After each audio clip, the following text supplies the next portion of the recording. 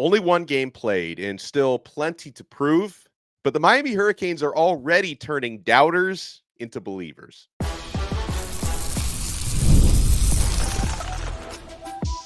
You are Locked On Canes, your daily podcast on the Miami Hurricanes, part of the Locked On Podcast Network, your team every day. Happy Friday. We made it. I'm Alex Donno, University of Miami alumnus, co-host of Locked On ACC and writer at Canes County on Rivals. And thank you so much to the everydayers for making Locked On Canes your first listen and your first watch today. We're available free wherever you get your podcasts. We're free on YouTube. We're part of the Locked On Podcast Network, your team every day. Today's episode is brought to you by Game Time. Download the Game Time app, create an account, and use code Locked On College for $20 off your first purchase. On this loaded episode of Locked On Canes, we do have the jersey and pant combination revealed for the matchup against FAMU. A lot of you guys, you've been asking me all week, what jerseys and pants will they be wearing? We're going to talk about Florida A&M's roster and some of the local and in-state talent that they're going to bring to South Florida this weekend. We're going to have a long conversation about recruiting battles because Miami's in the thick of some new ones after that victory this past week. But we're going to start off with belief in the Miami Hurricanes. And we have back with us, this man is the GOAT from Prep Red Zone, Florida, 560 WQAM and the Six Ring Cane podcast, Larry Blustein, our boy Blue. Now, Blue, I know people have been giving you a hard time. We had that really fun roundtable episode last week before the Florida game. And out of the four of us that were on that roundtable, you were the only one who picked the Gators to win that game. People haven't forgotten. So I'd love to know your takeaways from Miami's win and if Mario Cristobal and Cam Ward have made a believer out of you. Well, Alex, thanks a lot for having us in. And the whole thing is if you don't have an opinion on something, there's something's wrong. You should kind of like not do anything. But here's the thing. As a Hurricane guy for the last 100 years, I followed this program. And over the last 20 years, all we've heard is, we got Brad Kaya and we've got Mark Richt and we've got this guy and Duke Johnson and all these guys that they wanted to kind of shove in front of your face and say, this is the year we're going to turn things around. So as a fan and as somebody who's followed this program, you become skeptical after a while. And you know what? I said to myself before the Florida game, listen, until they prove what they can do, and they've let me down so many darn times in the past, when I picked them to be 9-3 or, 8-4, and then they are 6-6 or whatever. I said, let this one play out. I'll be the guy who picks against them, and let's see what happens. And, it's sort of like when you're the person bringing the umbrella to the game and it doesn't rain. Well, that's what I was hoping for, me picking against them and them proving me wrong. And they did. And you know what? I sat in that Orange Bowl since I was a young kid back in the 60s. And I've watched Miami, pull upsets over Texas and USC and play Notre Dame to a 0-0 tie. But I've also seen them underachieve over the last couple years. And, especially that last game in the Orange Bowl against Virginia. And, those are the memories that you have of this program, not so much the consistency of the 5 national championships, but what they didn't achieve, and especially over the last 20 years. So not using it as an excuse, it's just more of a motivational fact, for the program, for the fans. But, those who know me understand that I understand this game, and I know the kids who play. And, Yes. And I was kind of getting tired of all this. And I sat in Mario Cristobal's office when he first got here, and we went over, everything, from past years. And he asked me the one question is, he said, what do you think? Because you get these kids here and you get some pretty good kids on campus, like we mentioned, the Brad Kayas and the Duke Johnsons and such.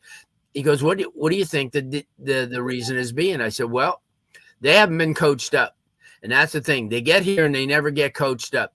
You look at guys like Chantrell Henderson. He came in here as the #1 player. He underachieved here, but then he played in the NFL.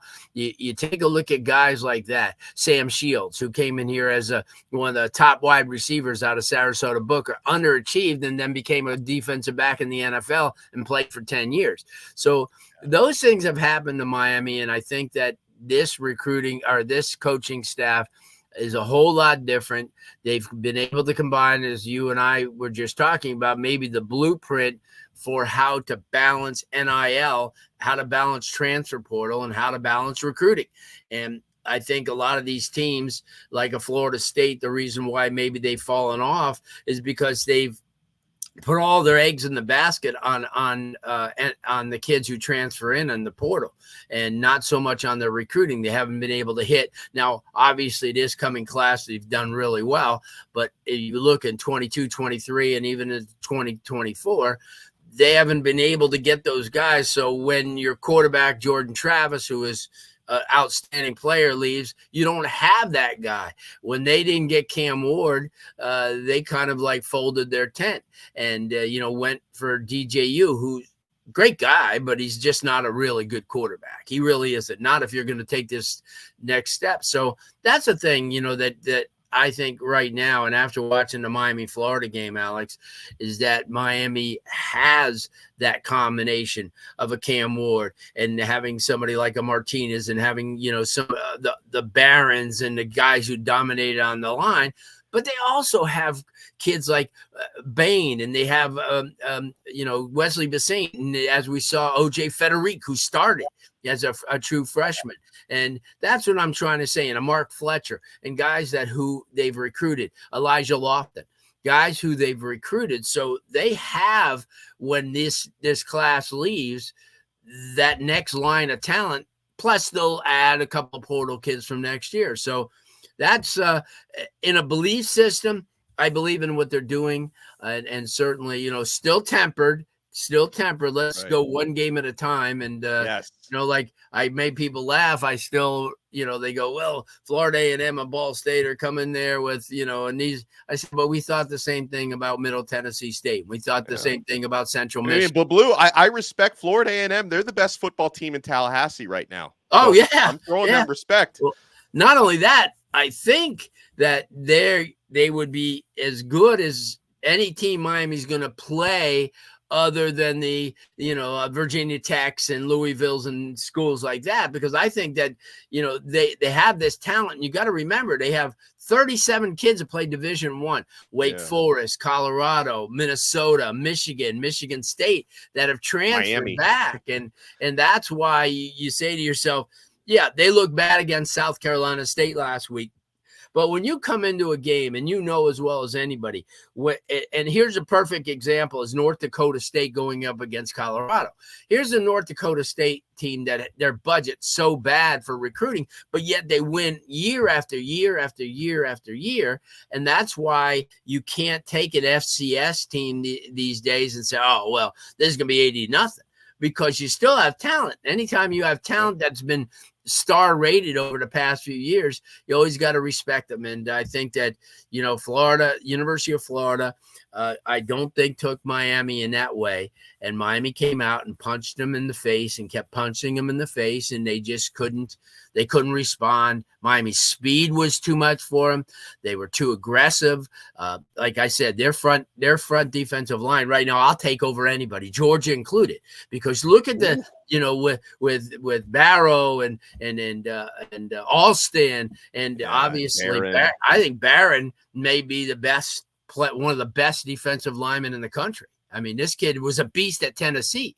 So, and then you got players all over the place. And that's the one thing in the offensive line, as I heard Gino Toretta mention the other day. He says, Cam Moore could have really sat back a lot of times and didn't have to even run. I mean, that damn offensive line, they never touched him. And he only threw that one pick. So, I'm a believer in what they did, and I love the formula. I love the formula of being able to get star-rated kids in recruiting, and also get transfer portal kids who are, because you could get great transfer portal kids and they don't always work out. But I don't think that's with Cam Ward. Well, I love it. I love it. Blue is a believer. Not that he was a doubter before. No. But as a regular fan, but look at the regular fan base. A lot of these people were tired of every year since 2002 or so, or 3, of hearing all these things. We got this guy and we got that guy, and I think that they were a little tired of it, especially the last 2 years. And I think when they lost to FIU, that seemed like that was the low point of this program. And not to take anything away. Middle Tennessee was also but FIU, at least Middle Tennessee had like 4 or 5 kids. FIU didn't have anything at that point. And well, you're right. Middle Tennessee, just by the way they lost. But right now, this seems like when you were in college.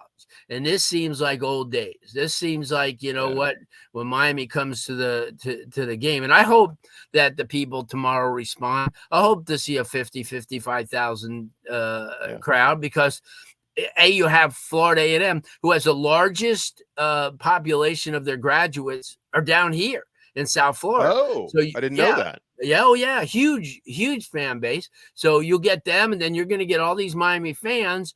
Obviously, it's the opener, but they want to see this show in person, and I don't blame them. So I'd be disappointed if the crowd's not in the 50s. I really would. Yeah, I'm with you as well. And we're only getting started here with Larry Blustein. We have so much left still to get to, and Blue is probably the talent evaluator that I trust the most. He does a fantastic job. And speaking of which, Miami's got some important recruiting battles.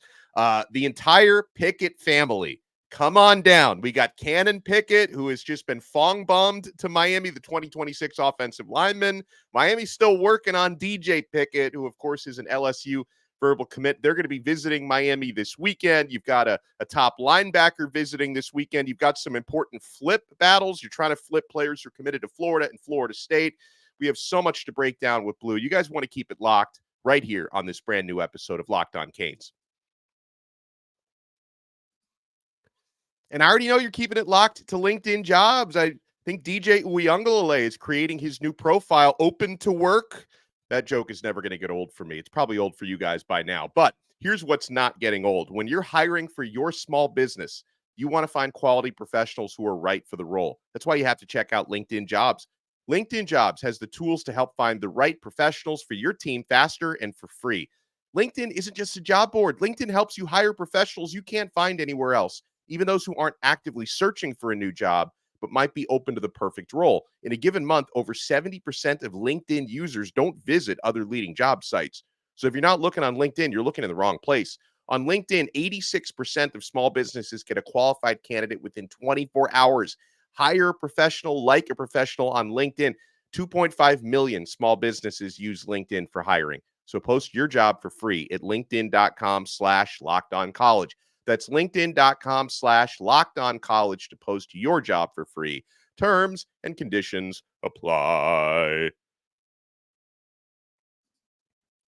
Thank you for making Locked On Canes your first listen and your first watch today, guys. Make sure you're also checking out Locked On ACC. I co-host that show every day with Kent and Gibbs. We take you around the conference. We're actually talking football again, which is great, but we also, we talk about the lawsuits and the conference realignment rumors. So make Locked On ACC your next listen. Much like Locked On Canes, it's available free on YouTube and available free wherever you get your podcasts.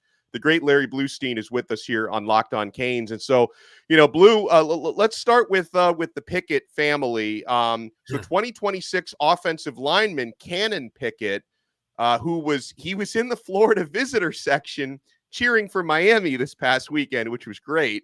And Canon has since been fong-bombed to pick the University of Miami. Canon Pickett is the younger brother of Booker Pickett Jr., the son of friend of the show, Booker Sr. And I remember Booker Sr. telling me and the Truth Teller that Canon grew up a Miami fan. So, Miami, obviously, if the stars align, it's probably where Canon Pickett wants to be. Blue, what can you tell us about this player who I know it's a class of 2026, but 26 is going to be here before we know it? Yeah, well, we just got done doing our updated rankings for 2026. There's about 450 kids that are listed. We do this every 2 months, so unlike a lot of websites or people who do rankings who just do them maybe twice, 3 times a year, we do them up to 8 times a year. So we kind of give everybody a chance. And definitely Canon Pickett, a 6'5", 300-pound kid, big kid. I got a chance to watch him during the summer playing at Tampa Bay Tech. Just an agile kid. And this is somebody who when he was younger, played a different position. So he's more athletic than a lot of people. And the body grew. And you see that a lot of times where, I see it in wrestling a lot, where these kids start out as like 9 and 8 and 9-year-old kids who learn how to, do double legs and singles and inside trips and stuff like that. So when they become 250, 260 pounder, they still have that ingrained in their system. And this is the type of lineman here, where he's big and he's, a very athletic kid. He's also somebody that's learning all the time. He'll probably emerge. He's in the 60s, 70s now with our new ranking. But as time will come on, he's going to go up. And obviously, you need to see him more in games. We saw him at camps and combines, but that's just like Aflac. That's an enhancement. That's not the whole deal. Yeah. But yep, right. You got to like the kid. Great bloodlines. Had an opportunity to see his dad play at Zephyr Hills, and the whole family. So it as they say, it runs in the genes. Well, and let's talk about DJ Pickett, who is Cannon and Booker Jr.'s cousin, 5-star defensive back, verbally committed to LSU, but he spent a lot of time around Miami's program again. He was another one who was in the Florida visitor section last weekend, and we all saw, Justin Scott dapping him up after the game. Scott is roommates with Booker Jr. He's become close with the family. Obviously LSU is going to try as hard as they can to hold DJ down, and I know he's got a really good relationship with Corey Raymond on the LSU staff, but if Miami can keep winning, and if that family relationship, Blue, what do you think might happen with DJ going down the stretch before signing day? Well, the last guy who was committed somewhere else and spent more time at Miami has committed to Miami, Drake Stubbs. He was committed to USC, but yet every time I went down to practice or went to the spring scrimmage and all this, he was there on the sideline. So there's something to it. I mean, when you're spending a lot of time down there, obviously because of his relatives are there and he wants to see them and, check them out and everything. But there's got to be a lot to it, because somebody of that caliber who's committed somewhere else just doesn't keep coming down. He could see him when he comes home if they wanted to. So I think and by the way, I should mention DJ is also going to be at the game this weekend against FAMU. Steve Wiltfong reported that the DJ is visiting this weekend as well. Yeah, and in light of USC beating LSU and LSU not looking just outstanding, in the game when they were heavily favored to win, that's going to play. Winning does, people don't realize. But I did make a comment. Somebody asked me about the Miami Florida game, how the recruiting played out. And I said, for the 2025 kids, I think that most of those kids are pretty much ingrained to where they want to go. Even if the kids were committed to Florida, they see a guy like, DJ Lagway, who's going to be a problem down the line. I can tell you that. And you see guys like that in the class that they already have. So those 2025 kids are believers, but the 2026 juniors and the 2027 sophomores who were at that game thinking, wait a minute, look at Miami, came into the swamp, 90% orange and blue. It was a home field. It's a home field advantage like none other. And they dominated the team. And they, for all the times that they've been on campus, and Mario and, everybody, Jason Taylor saying, hey, listen, things are different now. We're changing around. And everybody, we've heard this before.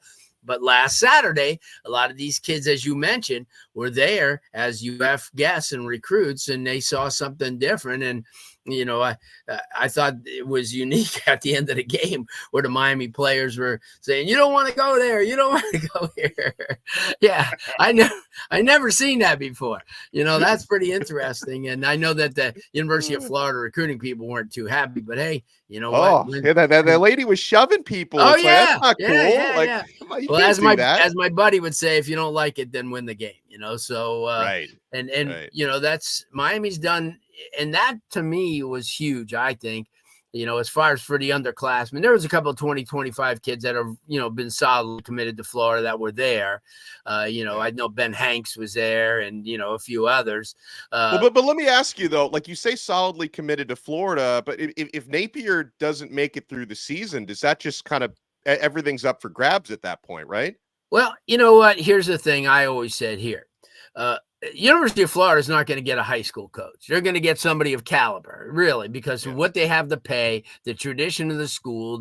Whoever comes in, I think, like in Hanks's case, he buys in. His dad played there.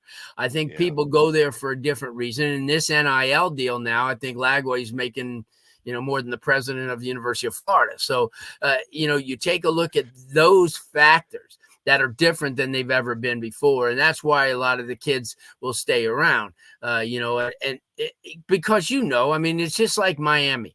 When this last regime, when Manny Diaz left, took off and said, see you later, Miami, you seem to think, listen, because of the new AD and because of the direction that Miami, needed to go, you knew that the next coach was going to be a marquee guy.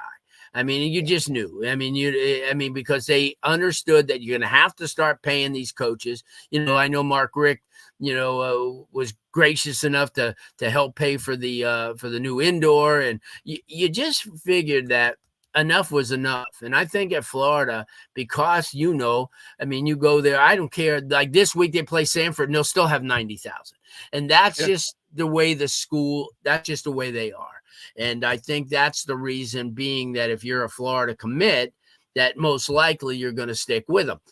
I can't say that for the 26 and 27 class, especially, because you're going to see A&M's coming in there in a couple of weeks. They're going to play all these different schools. And, obviously Miami being an in-state battle with them carries a lot of weight. And I think that this recruiting class, again, people have to understand you could play the portal game all you want, but if you don't have a solid foundation of recruits on campus and then lose 12 guys, then you lose to Georgia Tech and you lose to Boston College. Well, there's another recruit I want to talk about with Larry Blustein when we come back, a fast rising 2025 linebacker who is going to be in the recruiting section for Miami this coming weekend. And also the jersey pant combo had been revealed for this weekend. We will reveal those for you guys when we come back. You want to keep it locked? We're not done yet on this brand new episode of Locked On Canes. And guys, if you're looking for last minute tickets to the FAMU game tomorrow, you want to check out Miami's home opener? Why not? They earned it. They went into the swamp. They beat the you-know-what out of the Gators. Let's support the team. I'm on the Game Time app right now, and I'm looking at tickets starting at $14. $14 tickets you can get in and watch the Miami Hurricanes beat Florida A&M this weekend. So you want to check it out. In fact, on the Game Time app, which is the only ticket service that I use, the deals get better the closer you get to the event. So if you're feeling a little lazy today, you don't buy your tickets till tomorrow, you're going to get great deals day of the event. I guarantee that at Game Time.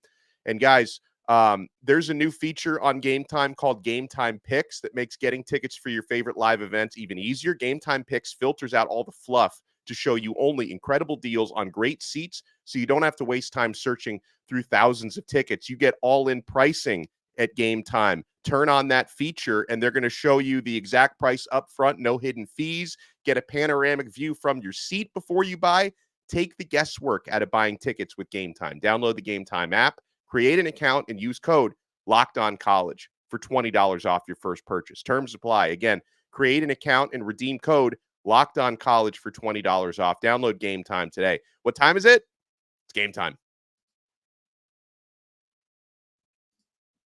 Thank you for making Locked On Canes your first listen and your first watch today. We have the great Larry Blustein with us at Prep. Red Zone FL is where you follow him on X, and he's very active on Facebook as well. Find him there at Larry Blustein, all the incredible work that he does.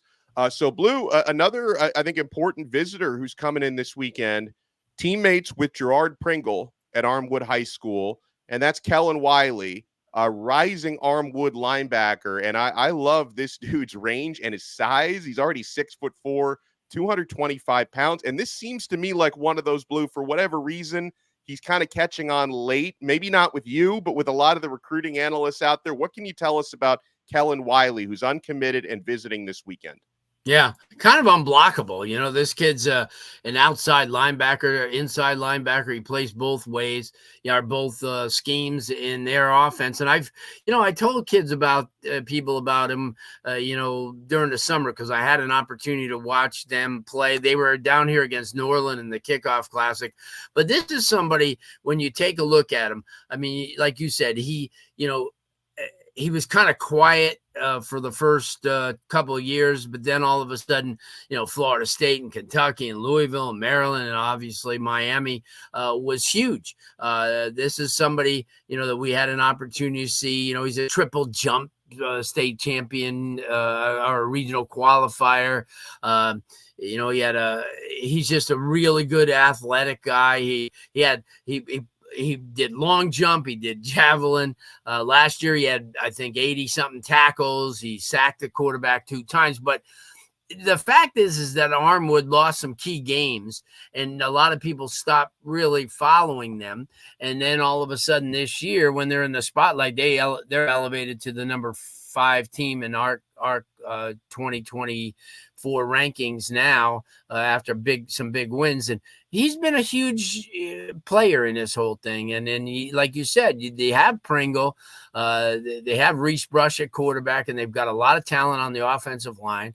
And I think somebody like that is getting more recognized now because they're more in focus. They have a big game against Tampa Bay Tech this evening, which is, again, you're going against some really good talent. But I think he's a guy that was a sleeper. And if you show him love now, although the rush had started, but Miami's been in on him, and certainly, the getting Gerard Pringle, who's, when you get kids from other schools and they become your, recruiting guy right on campus, he's a guy that sold them, hey, coach, you know what, here's another guy that you need to be paying attention to. And that's been important in this process. And I think having him at the game this week and seeing all those recruits around there, and this is going to be a big week, like you said. And I know that, a lot of the coordinators, are the recruiting people like Joe Brown and Frank and Cooney and people like that are going to roll out the red carpet for these guys, because these are the future kids that Miami's going to get on campus and kind of create that balance between recruiting and NIL deals and portal. I love it. All right, so let's talk about what Miami is going to be wearing against Florida A&M. I know, but Blue and I are old school. It's like, just whatever you wear, just show up and win the game is all we really care about. But as you see here, for those listening to the audio version, I will describe it very simply. Miami's going color rush, Blue. Miami's wearing the orange jerseys, orange pants, traditional white helmet, and white cleats for this game. So Miami is going all orange, tops and bottoms, and I think it looks good. I think it looks fun. It's going to look even better if you go out there and you win the game in dominant fashion. But what I do think is cool, Blue, is apparently Cam Ward, who's probably the team. There's a number of team leaders, but he's probably the top alpha dog. That he was, according to Gio Milian, Cam Ward was instrumental in helping make this decision. So Miami is going all orange this weekend, Blue. What say you? You know what? It's unfortunately it's got a Clemson vibe to it, but that's okay. It's but have they ever been in all orange before? Someone notified me on social media that the last time they wore all orange was in 2019. So it's happened. How'd they do?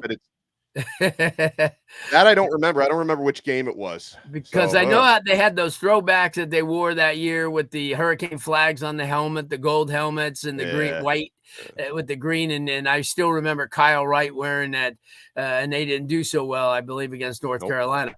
No, shoot, they could come out, with shorts on. It doesn't matter. But I want to know, what is Florida A&M wearing, because they're the same color, green, white, and orange. So it would be maybe neat. all white this week, maybe.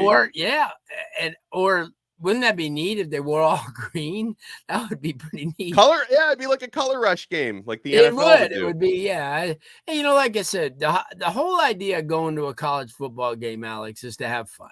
And, whether it be the tailgating or the game inside. And that's why I said 6 o'clock on a Saturday is perfect time. It's a great, it's going to be really nice weather.